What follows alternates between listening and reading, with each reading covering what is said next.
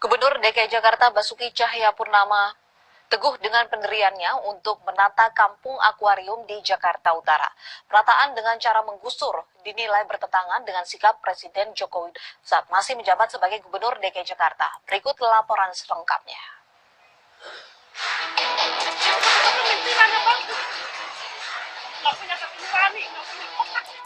Udah kasih rusun kok, mereka aja nggak mau rawa bebek udah jadi bagus.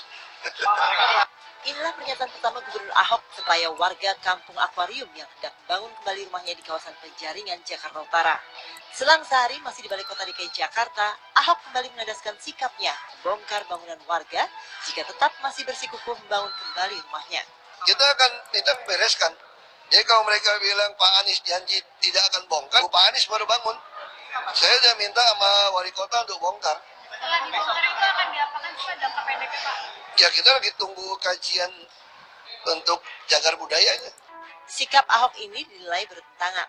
Pasalnya jika benar merujuk apa yang diungkapkan oleh pemerintah administrasi Jakarta Utara sebelumnya, wilayah kampung akuarium Penjaringan masuk peta zonasi dengan kategori P3.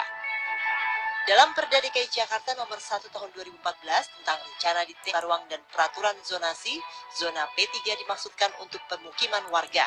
Belum lagi hingga saat ini proses hukum dan mediasi masih berjalan untuk mengupayakan solusi adil bagi warga. Tetapi jika ingin dikaitkan dengan rencana Pemprov DKI yang ingin merevitalisasi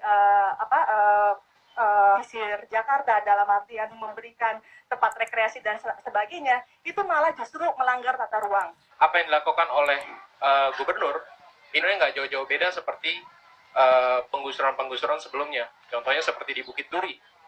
Sedang ada proses hukum, lalu kemudian ada ancaman juga untuk penggusuran. Penggusuran dengan dalih penataan cukup disayangkan. Bahkan kebijakan di era Ahok ini juga bertentangan dengan sikap Joko Widodo kala masih menjabat sebagai Gubernur DKI Jakarta.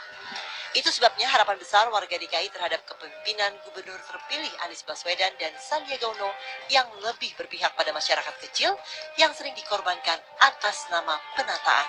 Saya sudah dari bulan Oktober bilang moratorium penggusuran. Sejak Oktober.